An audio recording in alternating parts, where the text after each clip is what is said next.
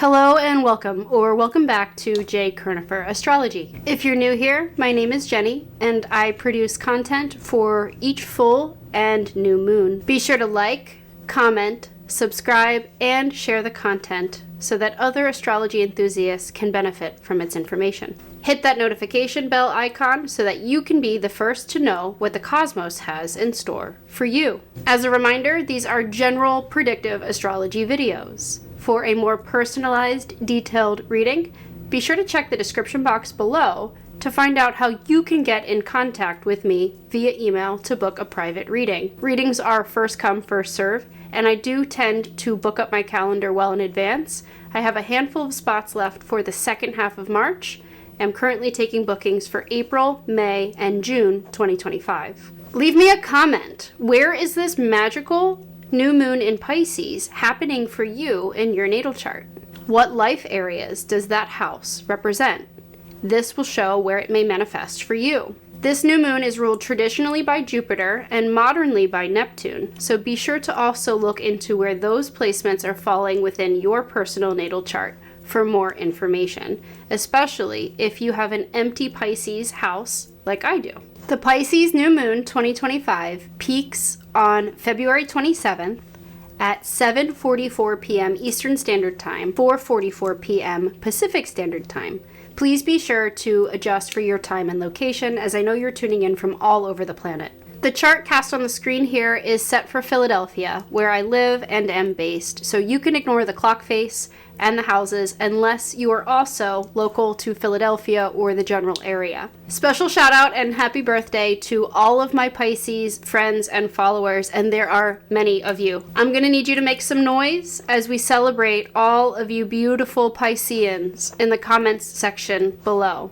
Let's hear it. I'd love to know where you have Pisces placements, especially personal ones, what 12th house placements you might have. 12th house is the sign that's naturally ruled by Pisces and Neptune energy. And I'd also like to know if you have anything aspecting Neptune, the modern ruler of Pisces energy. You can also let me know if you have anything placed at 12 or 24 degrees. Per degree astrology, these are the 2-degree points that are tied to Pisces energy. You can look at me, for example. Although I don't have anything in the sign of Pisces, I have a lot of that mermaid, siren, Piscean energy because I have 3 placements in my 12th house, home to Pisces energy, although they're in Virgo and Libra. And my ascendant, although it's 12 degrees Libra, is at the 12th degree, giving a strong Piscean subflavor. We're coming out of a dramatic, tumultuous, full Leo snow moon just 2 weeks prior, and all of the planets are direct for the first time since January, February, and March of 2024. But they're not direct for long. We had Uranus stationing direct under the Lunar New Year at the end of January, Jupiter in the beginning of February, and now Mars at the end of February, February 23rd or 24th, depending on where you are. Mars stationed direct just days before this Pisces New Moon 2025, so its symbolism and energy will be prevalent, and we'll get into that in a bit more detail later on. Venus is in her pre-retrograde shadow and will station retrograde on March 1st, so I said not for long. Following suit shortly behind Venus, we have a Mercury retrograde on the horizon that'll be compounded by this Venus retrograde, as Mercury will be following the path of Venus. We'll feel this energy all of March and into mid-April. Although Mars is now direct, Mars is still debilitated in its sign of weakness in Cancer, and it's out of bounds, so a bit wild, until April 7th. Not only that, but Mars has an extended stay, 17 degrees of Cancer, which is 1 degree from fixed star Wasat, 18 degrees at that critical, evil degree associated with chronic illness. Mars has an extended stay at this point in the sky for the second half of February and the first half of March, until the mid-March lunar eclipse. A little bit more about Wasat, 18 degrees. 31 arc minutes of Cancer. The Sun joins Wasat annually on July 10th. Wasat, aka Delta Geminorum, is a triple star system located in the right elbow of Castor, aka Equus, the horseman, the northern mortal twin in the Gemini constellation. Wasat comes from Arabic for al-Wasat, meaning the middle. The star joins the twins in the middle and is associated, therefore, with compromise, negotiation, and partnership, but it can also symbolize separation of said partnership.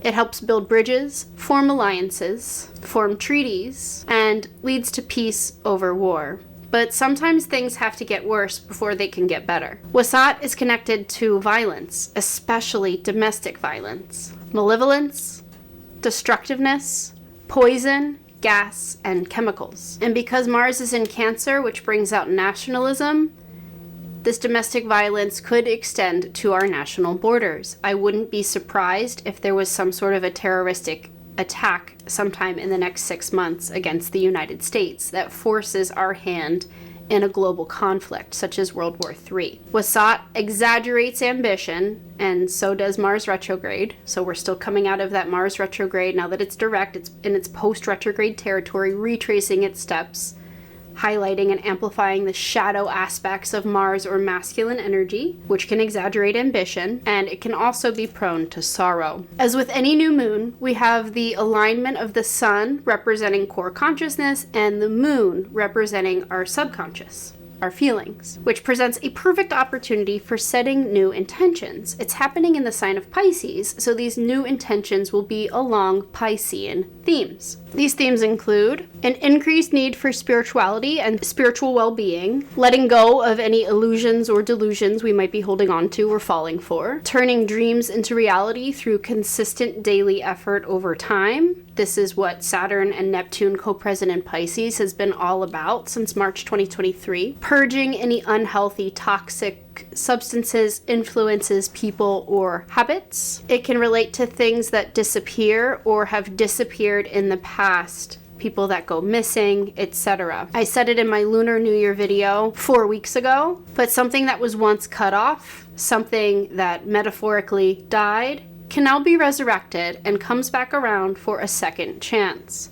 I would say especially heightened by the upcoming double whammy that is Venus and Mercury retrograding together. It includes things that have been unexplored, undiscovered, new land coming from the sea, things that have been kept secret or hidden from view, or things that have been done in the dark or behind the scenes come to the surface in a dramatic, shocking, very revealing way. Piscean energy relates to underrepresented and vulnerable populations, including but not limited to children, animals, the elderly, veterans, the homeless, immigrants, the immunocompromised, the sick, etc. Piscean energy has to do with things that run away, escape, or avoid, places of rest and refuge, including hospitals, churches, mental institutions, yoga retreats, Buddhist temples, ashrams, etc. Isolated places like nunneries, monasteries, ashrams, cathedrals, churches, and temples. Things that are not visible to us, including,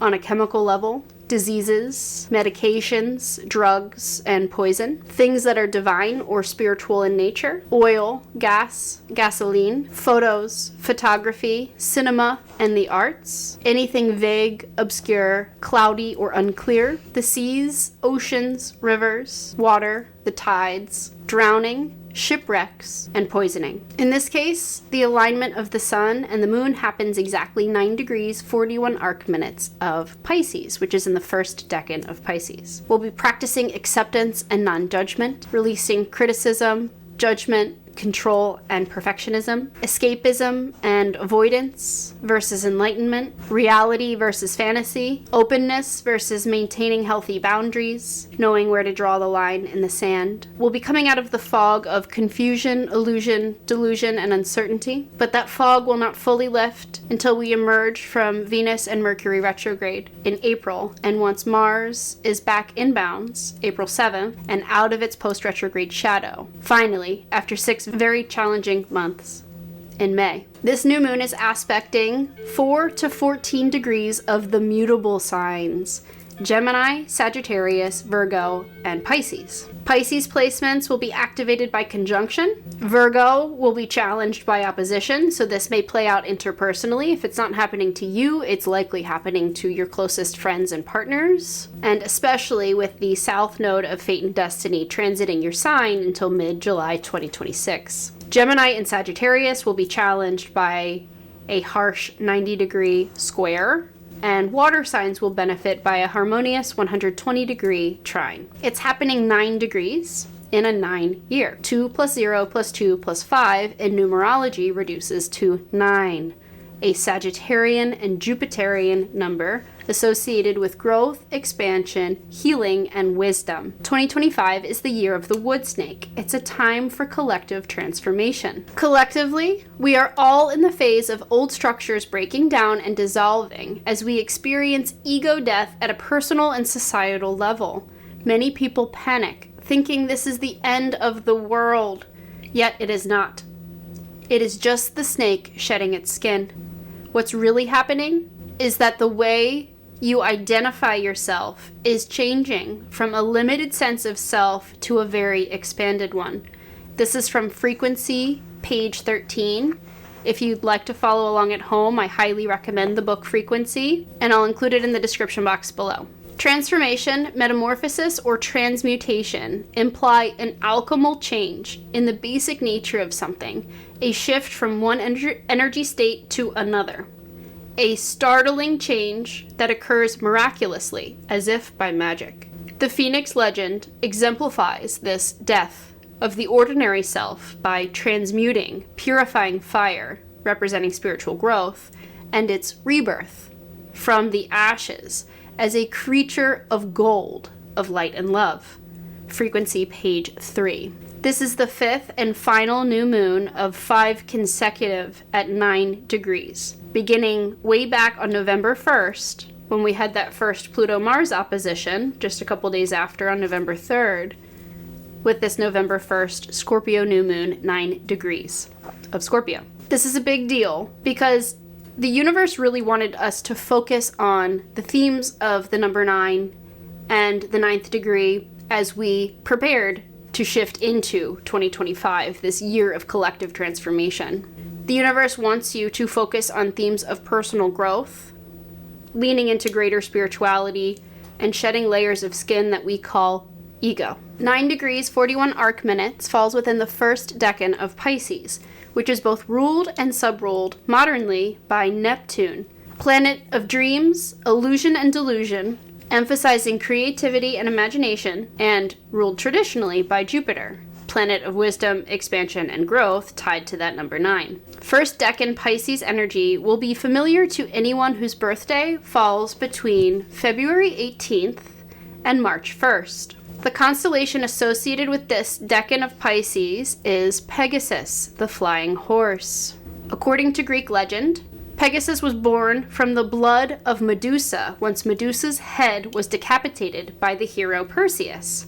If you're not sure what I'm talking about, you can check out any of my other videos about the Gorgon's head demon star Algol, where Uranus is currently in Taurus, and specifically the video I put out 2 weeks ago. I retold this myth a little bit in that one as well. This shows that good can come from taming the beast within, or evil. We have a very rare stellium, or concentration of planets, in the sign of Pisces. I'm calling it a party of planets in Pisces, but you could also call it a parade. The planetary bodies in Pisces include Ceres, asteroid of nurturing, 1 degree Pisces. The sun and moon aligned for this beautiful magical new moon, 9 degrees, 41 arc minutes of Pisces. Saturn, now 20 degrees Pisces, a place it hasn't been to since 1996. Mercury, 24 degrees Pisces, and the North Node in Neptune, aligned 27 to 28 degrees of Pisces. This very unusual concentration of planets in Pisces brings heightened sensitivity, emotionality, catastrophic and historic flooding, and has us feeling cloudy, unclear, confused, and ungrounded, especially with Jupiter in Gemini. All of this is further amplified by Mars, debilitated in cardinal water sign Cancer, and Jupiter, debilitated in Gemini. On February 27th and February 28th, just after sunset, you'll actually be able to see all 7 planets in the sky lined up in the same half of the sky. This grand planetary alignment is the last of its kind until 2040. So be sure to whip out that telescope and check it out. When the planets line up in such a fashion, they form their own unique energy signature. This Pisces new moon is conjunct a fixed point of the sky called Gong Gong.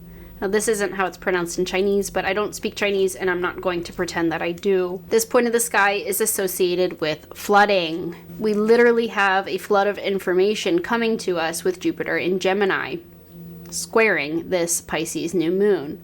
Gong Gong is named for the Chinese water god, depicted in Chinese folklore as having a human head with red hair and a serpent's body, very similar to a dragon. In Chinese mythology and folklore, Gong Gong was responsible for creating catastrophe and chaos, especially related to flooding, and was responsible for maintaining control of the rivers. Much like how China is pretty notorious for constructing dams and redirecting water flow to then flood villages that they'd like to take over and conquer, we may see themes of the weaponization of water and possibly the weaponization of weather. In astrology, dwarf planet Gong Gong represents major turning points and the consequences of our choices. The Pisces Glyph, or pictograph for Pisces, represents 2 fish tied together. Its symbolism includes 2 crescent moons connected by a straight line, representing higher consciousness and emotion, tied to, but often limited by, the material 3D world. Pisces is the sign of dreams, idealism, mysticism, mysteries, the esoteric,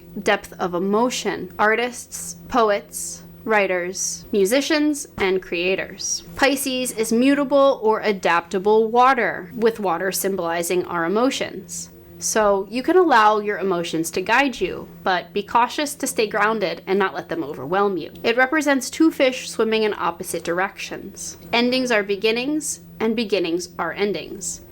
There are no endings, only new beginnings. We don't know what the future holds, even us astrologers, so trust the process. This is the purge. Something gets cleared out so that something better can take its place. The final degrees of Pisces are the most sensitive in the entire zodiac. The world is melting down, in many places literally, and you may feel like you're melting down too. As above, so below. Pisces is emotionally sensitive, so be mindful of what you're absorbing. This final degrees of Pisces is when the soul cycles out and begins anew in Aries, which is why Pisces and that 12th house symbolize completion. Pisces has a sister sign, as do all the signs. It's polarity. Virgo. Pisces is the sign of imagination, dreams, and mysticism, while Virgo is a sign of hard work, service, details, and spirit embodied in man's form. Virgos tend to deal in facts, in reality, and in logic, often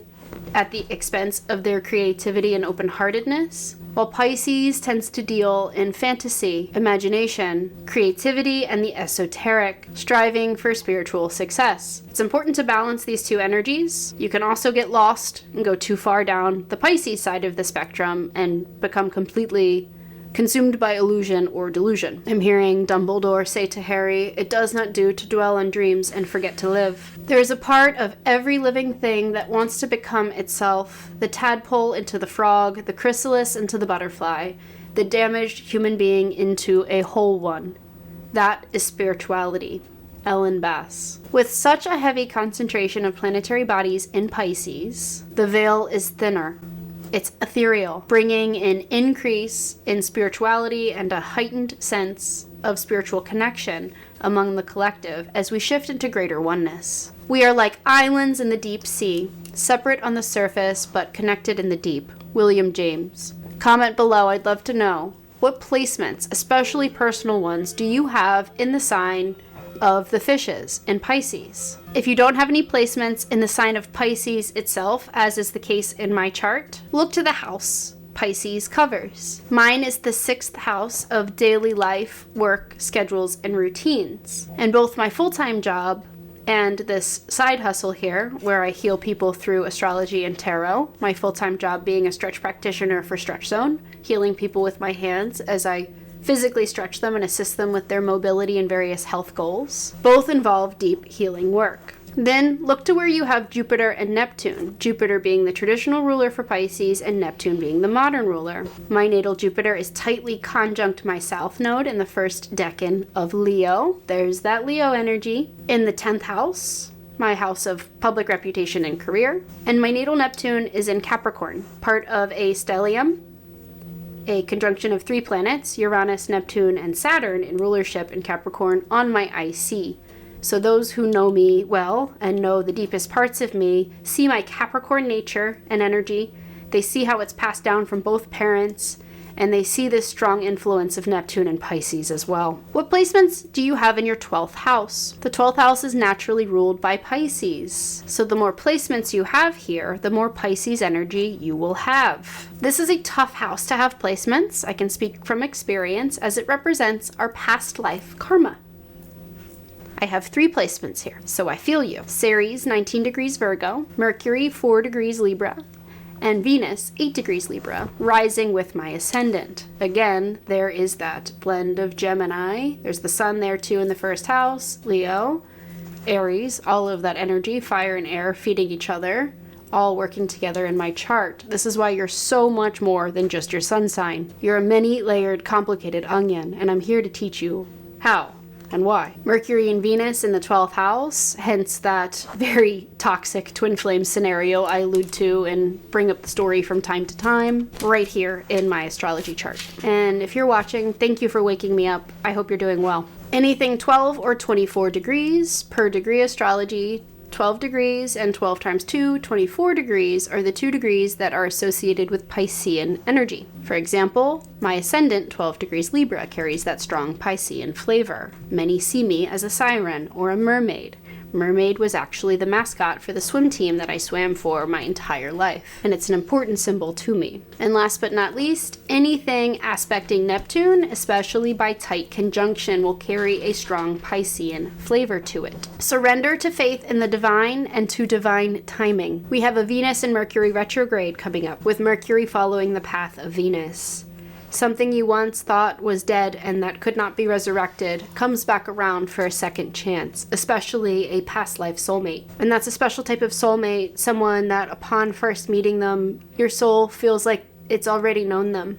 That is a twin flame, that is a past life soulmate, someone you instantly feel comfortable and connected with. As war activity increases, so will our collective compassion for one another. Face your fears because they may be holding you back in ways that you cannot see. Prevent them from manifesting as self-fulfilling prophecies. The North Node of Fate and Destiny, conjoined with Neptune, the soul's path of growth, symbolized in numerology with that number 9, towards the divine. The North Node will be traveling through Pisces until mid-July 2026, emphasizing transcendence, transmutation via meditation, music, intuition, creativity, prayer, and spirituality. Mercury is in a tight sextile to Uranus, planet of sudden change, reversal, and revelation. So anticipate more shocking information coming to light as we progress into 2025. This new moon, 9 degrees, 41 arc minutes of Pisces, squares Jupiter. It's not an exact square, but it's enough of a square to count with Jupiter 12 degrees Gemini, and it trines Mars in Cancer. This square to Jupiter will help us gain insight into where we might have been overextending our energy, feeling like an octopus pulled in 8 different directions,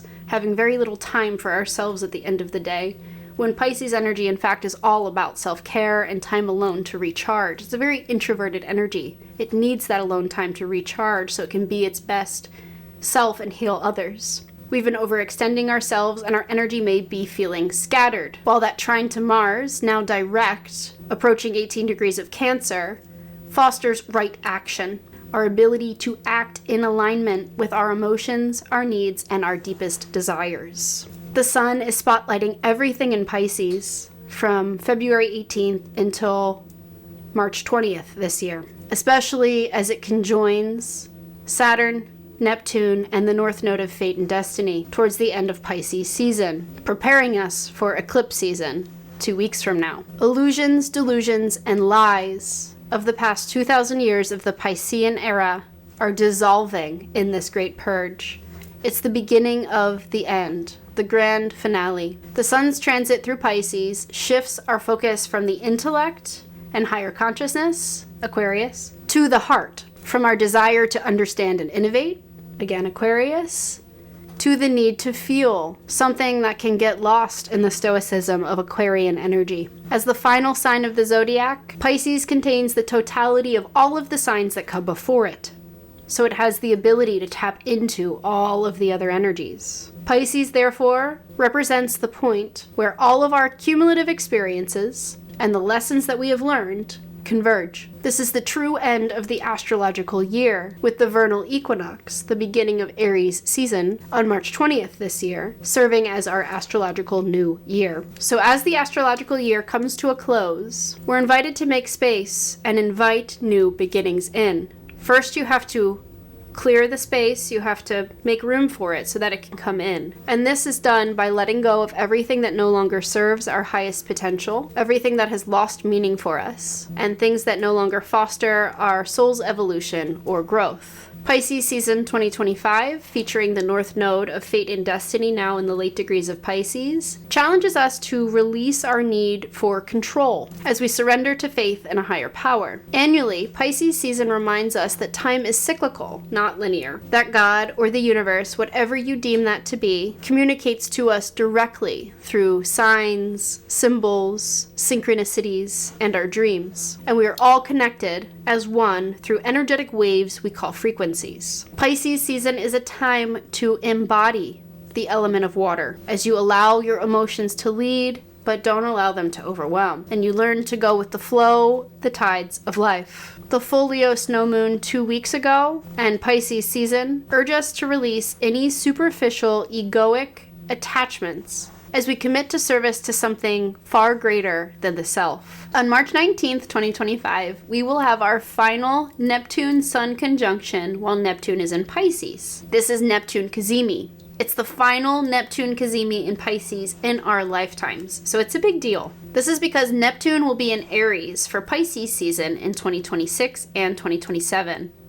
And moving forward. For this final Neptune Sun, aka Neptune Cazimi of the year, they meet 29 degrees, 36 arc minutes of Pisces, the literal last degree of the entire zodiac wheel. Therefore, this final Neptune Cazimi in Pisces amplifies our intuition, our sensitivity, and our overall connection to the unseen, to the divine. It helps us dissolve the boundaries between ourselves and others, so that we can lead into greater oneness with all of humanity. Surrender control and trust in divine timing. As we each face the last purge and this last chapter of our lives comes to a close, you're encouraged to surrender and release any delusions, illusions, attachments, and outdated ways of thinking, being, perceiving, behaving, and being that keeps you stuck, especially in the past. Step into the unknown with trust and faith in divine timing as you let go of what no longer serves your soul's highest potential. As the concentration of planets that are now in Pisces shifts into Aries, March 3rd, Mercury, the Sun on March 20th, Neptune on March 30th, and Saturn on May 24th, will be shifting from a dominance of water and earth to a dominance of air and fire, much faster, more dynamic elements. Things will seem to be moving faster. And 2025 is the year of chaos. Everything that's been hidden behind the scenes, deeper truths will be coming to light, including conspiracies and scandals. Neptune in the final degrees of Pisces, from 27 to 29 degrees, right on the edge of the zodiac, is about record-breaking water events and storms. As Neptune and Saturn both travel between the late degrees of Pisces and the early degrees of Aries in 2025, we'll see more weaponization of water and weather. Hacking and cyber attacks affecting wastewater treatment facilities and our water supply, contaminants and toxins in the water and the things that we ingest, including foods that we eat, medications that we take, drugs, etc. We'll see the use of dams to flood warring countries and territory, as China is quite notorious for, and World War III will play out predominantly on the seas, especially the Taiwan Sea. There will be more catastrophic and historic weather events, with flooding as a prevalent theme in 2025, and themes of fire and wildfire as we progress into March, April, May, and June 2025. This Pisces new moon, 9 degrees 41 arc minutes, completes 6 months from now under the corresponding full moon in the same sign, Pisces. This will be the full moon lunar eclipse 15 degrees Pisces happening on September 7th, 2025. The next 6 months will be powerful for manifestation, for attracting abundance, for increasing spirituality, for inviting in romance, and for developing your creativity and your intuition. So get to work. Rest, sleep, and dream, but be careful to not overdo it. Hypersomniance is a thing. Pray, meditate, journal. Keeping a journal is a great way to make your growth more conscious and to track your progress. And what's also great about it is 6 months from now, when we're reflecting on where we were today, you can pull right to that page and pull it up. You can also use the Notes app on your phone or look at any of the screenshots. Maybe things spoke out to you on social media and you took screenshots of it to save for later. I would always, with every full moon, go back to 6 months prior and look under that corresponding new moon to see where you were then and reflect on where you are now. Use water in a meditative way. You could take a spiritual bath. You could bring your crystals in the tub with you. Encourage you to use Epsom salt. It's great for healing. I soak in Epsom salt almost every night after a hard day at Stretch Zone because otherwise my muscles would be way too sore. And use hot showers. You can visit a day spa and really indulge in that self-care. You can use the sound of water like a fountain, or you can pull up a YouTube video in the background and play those sounds. You can join a gym with a pool or treat yourself to a day pass and go swimming. And I encourage you to take a trip, visit your favorite ocean, beach, or lake. For anyone who might be struggling at this time, this is an opportunity to consult a therapist, a minister, a priest, a guru, a 12-step program, God, the universe, Buddha, whatever you deem that to be, or angels through prayer. Imagine and create. This would be a great time to make a vision board. Develop your intuition. You can develop your intuition by following your gut and listening to it. And the more that you listen to your gut, the more your confidence will grow, and so will your intuition. Our intuition works best when we remain flexible, fluid like water, and honest with ourselves. You can use lavender, spearmint, peppermint, lemon, and mugwort. I especially like mugwort in tea. And if you're into crystals like I am, you can use labradorite. It shows the full color spectrum, so it's great for Libra and Pisces. Moonstone, again, shows the full color spectrum.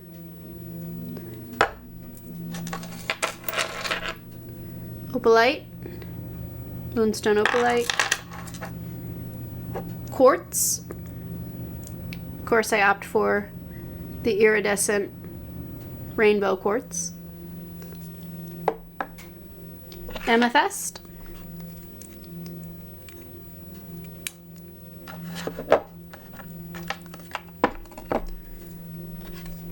and lepidolite. It's like lilac in color. This is especially good for, I keep this point under my bed while I sleep to keep the dreams positive. And lepidolite can be really, really good if you're dealing with some heavy emotional purging. It can really help you work through that. You can also work with selenite. Now, don't take selenite into the bath with you because it's salt-based and it will dissolve in water. But you can use selenite, put it in the 4 corners of your bedroom to protect you when you sleep and as you travel through the astral realms. I pulled aside some cards that represent Pisces energy. We have the Hanged Man, the High Priestess, and the Queen and King of Cups. We'll talk first about the Hanged Man and the High Priestess.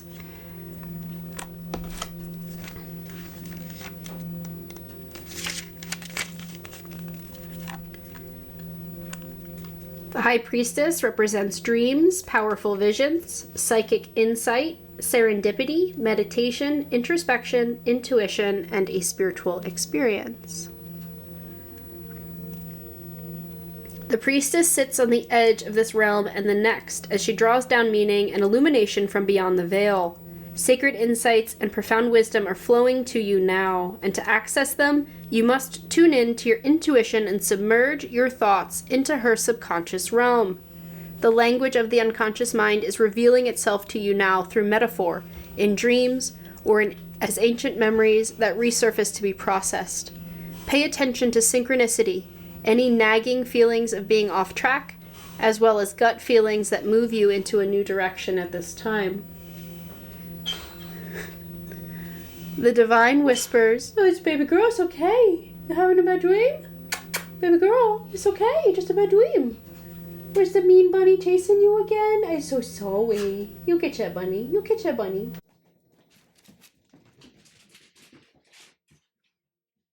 The divine whispers that are emanating from your soul hold an important message for you, and the bridge between the enigmatic realm of the priestess and your conscious understanding of the signs will be found through your own quiet introspection. I have the answers I seek, and by following the truth, I will find them. The Hanged Man, number 12.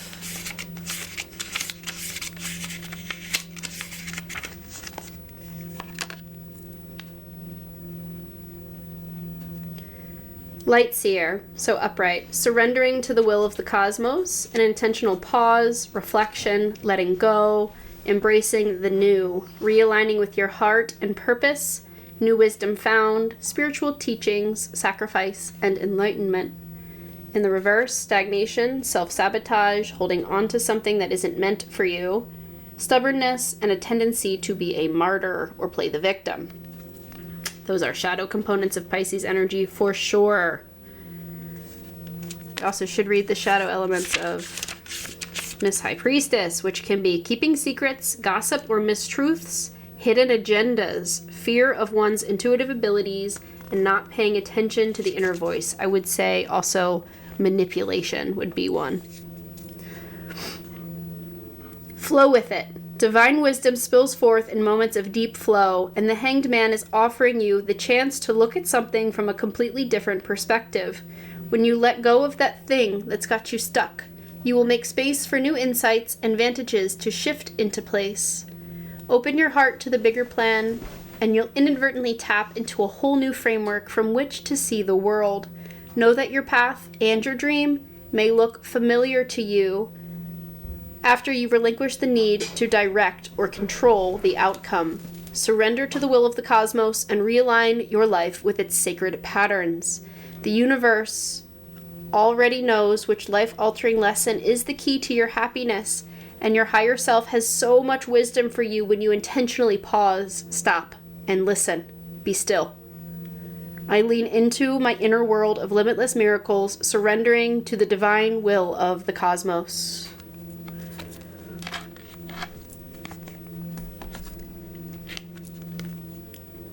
In both images, we see a divine feminine. Pisces is a feminine energy. And we see eyes closed, trusting in the higher self, trusting in intuition. And we see light emanating from within. You can only do that if you take the time to pause and recharge your battery so that you can be that light to others. That teacher, that guide, that high priestess. We're shaping a new reality with the long-term trine between Mars in Cancer and Saturn, Mercury, Neptune, North Node, and soon to be Venus again in the late degrees of Pisces with this upcoming retrograde. Pisces, as a mutable water sign, is the most mutable or adaptable sign in the zodiac, and that is working in our benefit. Now I'd like to read the Sabian symbolism for this Pisces New Moon, 9 degrees 41 arc minutes of Pisces.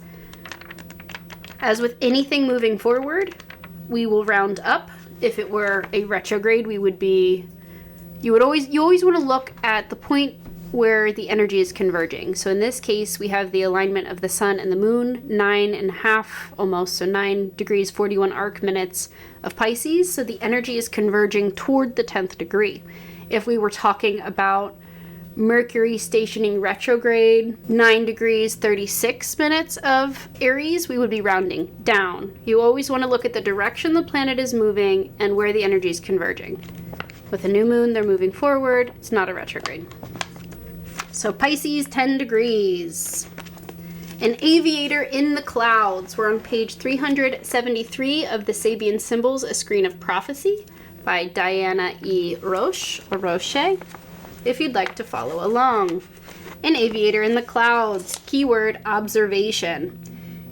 Theme, global perspective. The symbol speaks to rising above the limitations of eye-to-eye problem solving and viewing things from a higher, more holistic point of view. The image of an aviator in the clouds emphasizes imagination, exploration, and curiosity.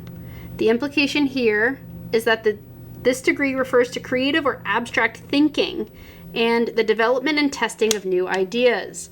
At its highest, this symbol represents broad-mindedness, exceptional scope of vision, and the ability to foresee and plan effectively for future needs. Negative, head in the clouds, impracticality or aloofness, and rejection of social responsibility. So those are some of the shadow traits of Pisces. Today, the accent is on perspective. What seems to be true at first glance may not be, when all the factors are taken into consideration. Opportunity. Your greatest advantage lies in distancing yourself from a difficult problem or situation in order to take a more objective, bird's eye view. Look at the whole picture. Find the patterns in things and events. Look for synchronicities. Guard against losing touch with what's going on by isolating yourself or living in a dream or fantasy world. Don't get trapped in your own mindset and blind yourself to the obvious. So Pisces can be guilty of escapism and avoidance, and that could be using marijuana to check out. It could be numbing yourself with any drug or alcohol, anything that keeps you from living and reveling right here in the present moment. Stepping stones, transcendence, exploration, perspective, overview, circumspection, observation, vision, long-range planning, domination, surmounting, going beyond, rising above, viewpoint, outlook, abstract thinking. March 2025 is quite eventful. On March 1st, Venus retrograde begins, 10 degrees 51 arc minutes of Aries, and it will retrograde all the way back to the late degrees of Pisces and coincide with Mercury retrograde. Also on March 1st, Mercury enters its pre-retrograde shadow, 26 degrees 49 arc minutes of Pisces, and then will enter Aries on March 3rd. Mercury retrogrades along the Pisces-Aries cusp, just like Venus. 2 weeks from now, so the next lunation and my next video will cover the March 13th full moon south node lunar eclipse in Virgo. That'll be March 13th or March 14th, depending on where in the world you're tuning in from. Eclipse season kicks off with this south node lunar eclipse, 24 degrees of Virgo. This will be the first eclipse to take place in the sign of the Virgin Maiden of Spirit Embodied, Virgo, since 2016. It's a south node lunar eclipse, encouraging the shedding of shadow Virgo traits, including perfectionism, criticism, judgment, and getting tangled in the weeds of the details, at the expense often of the big picture. As we continue journeying through the pilgrimage that is North Node in Pisces until mid-July 2026, collectively, we will all be aligning with our individual spiritual paths as we deepen trust in not only ourselves, but the higher power that we surrender to, the divine, to our own intuition, and to one another. South Node in Virgo until mid-July 2026 reminds you to keep both feet planted on solid earth and to revel in nature as much as possible. So we'll have the moon conjoined with the South Node, while tightly opposing Saturn with the sun in the late degrees of Pisces. This lunar eclipse will bring a final emotional purge. There are no endings, only new beginnings. So use this opportunity to shed any unhealthy habits, beliefs, thought patterns, behaviors, and ways of being that aren't aligned with your soul's full potential. On March 15th, 2025, beware the Ides of March. Mercury stations retrograde, 9 degrees 36 arc minutes of Aries. Woof! We had one of those last year, right around that new moon total solar eclipse. Aries season kicks off as it does annually with our vernal equinox, aka the spring equinox. The vernal, aka spring equinox, is when we have an equal amount of day and night, and when the days get increasingly longer until the summer solstice, aka Cancer season, kicks off in June. This is why the sun is exalted in Aries. It returns to a point in the sky where it is strongest in the northern hemisphere, and this is after a period of weak solar activity that we call winter. Easter is celebrated on the first Sunday following the first full moon after the vernal equinox. And it's celebrated on Sunday because Sunday, the day named for the sun representing core consciousness or God consciousness, is God's day. Just as Easter celebrates the return of the sun, so too do we celebrate the return of the sun in the northern hemisphere at its peak position in the sky, bringing life back to Earth in the form of flowers, plants, baby animals, etc. Aries is the same soul, born renewed, and this year Easter falls on Sunday, April 20th, the last day of Aries season, with the sun right on the cusp of Aries and Taurus, the peak of spring. On March 28th, 2025, Venus retrograde aligns with Neptune, 29 degrees of Pisces, this critical final degree of the zodiac. It's cloudy and confusing. On this same day, Saturn and the north node of fate and destiny will be conjoined 24 degrees of Pisces, exactly opposing this degree of the March 13th, March 14th full moon south node lunar eclipse. On March 29th, we have a solar eclipse, 9 degrees Aries, bringing new clients, new relationships, with the potential for long-term commitment because of the presence of Saturn. Now this is interesting because 9 degrees, Venus retrograde begins 10 degrees, Mercury retrograde begins 9 degrees, so this 9-degree point is really important. It's actually 8 degrees and some change, it rounds to 9, but it's right in conjunction territory of where Venus and Mercury retrograde both began and will ultimately end once they retrace their steps. On March 30th, Neptune leaves its sign of modern rulership for Aries. Neptune hasn't been here for 165 years, and it's extra special this time because Saturn and Neptune are traveling together. Much as they did through Pisces, with Saturn having to catch up to Neptune, well, now they travel together through the first half of Aries. And this is a pattern we haven't seen since the early 1700s, 1701 and 1702 to be exact. I'd like to take a moment to review some of the important upcoming dates for Venus retrograde. So Venus will be retrograding from March 1st to April 12th, 2025, from 10.5 degrees Aries to about 24 degrees Pisces.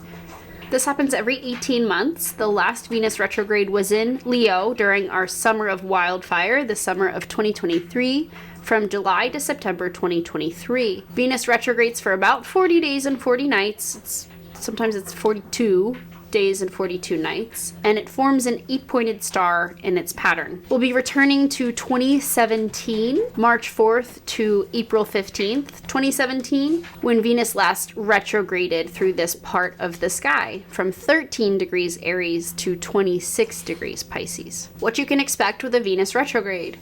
Venus retrograde can impact anything that's ruled by Venus. So your Libra risings, your Taurus risings, anyone with prominent placements in Libra or Taurus will be affected. It can impact your one-to-one relationships, your overall sense of peace and stability, your money, your assets, and your aesthetics. It can be a time when we reevaluate our existing relationships and we consider new avenues as the problems in our relationships become impossible to ignore. We'll move toward healthier independence as we shift out of any underlying unhealthy codependency, and it is not considered a good time for first dates, weddings, or making any major changes to your appearance. Now, if you're getting beauty routines or temporary treatments, such as a temporary color glaze, like my new onyx color here, that's okay because it's temporary, but I wouldn't do anything drastic, or especially if it's permanent.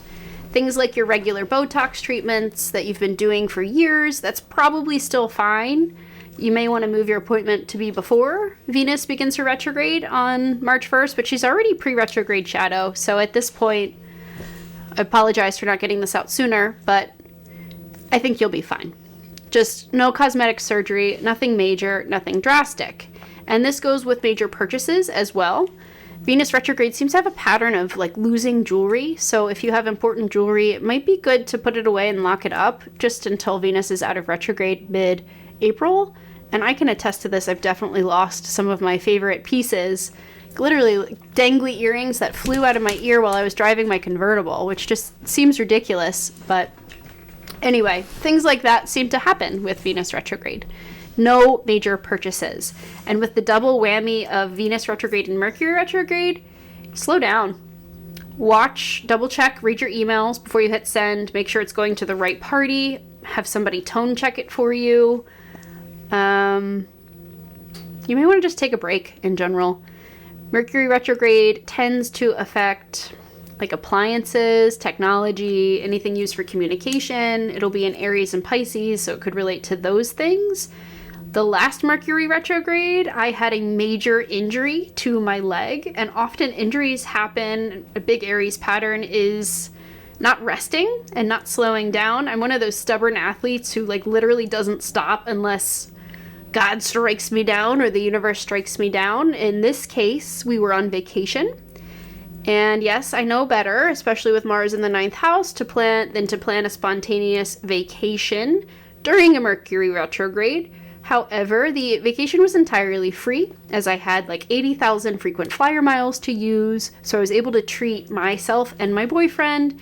We stayed with a friend, so we ended up being able to stay for free, and then they didn't let us pay for any of the meals, so the trip was like literally free.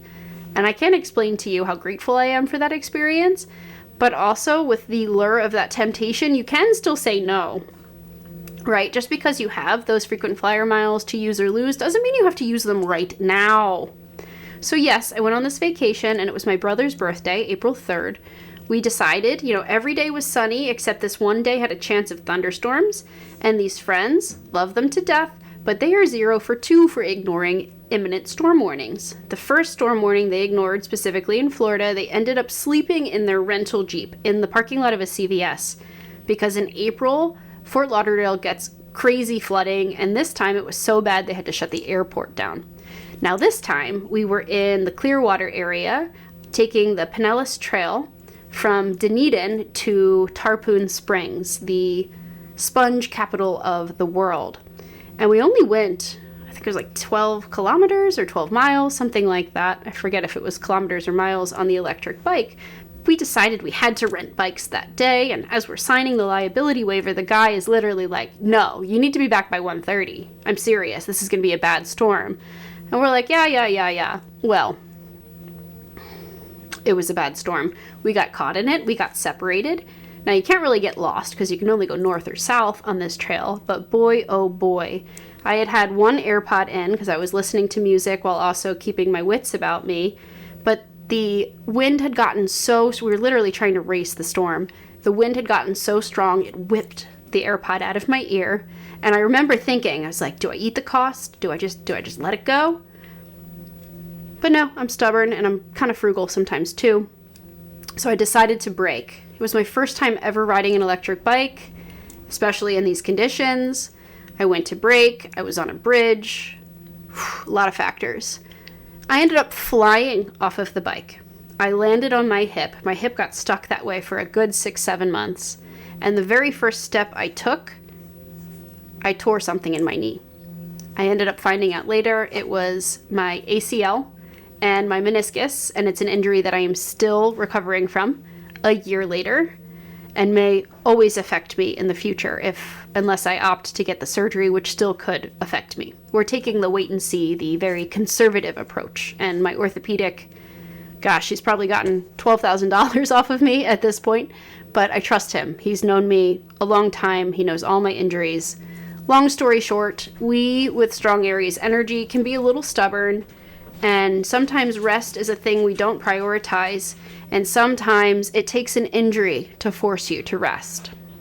This Venus retrograde will impact Aries, Taurus, Libra, and Pisces the most. Consider journaling, doing any of the things I mentioned above, reading tarot cards. If you want to learn to read tarot, as I have come to do, I recommend watching tarot readers on YouTube, especially readers who show you the card, so that you can pause and you can get to know the imagery yourself.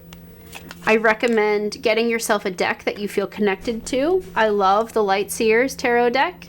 I would use a modern deck and a traditional deck so you can compare and learn as you go. And a great practice, now I'm not saying you have to do it every day, but shuffle. Shuffle 7 times. 7 is the magic number for randomization. Get yourself an awesome book to help you as you learn, such as this one here, 78 Degrees of Wisdom, a tarot journey to self-awareness, and randomize 1 card per day. Really get to know and study that card. The more you do it, the faster you'll learn, and you will be a tarot reader in no time. That is how I got started, and I now, honestly, I'm not doing many astrology readings anymore. I am predominantly booked with tarot card readings, and it's a lot of fun for me.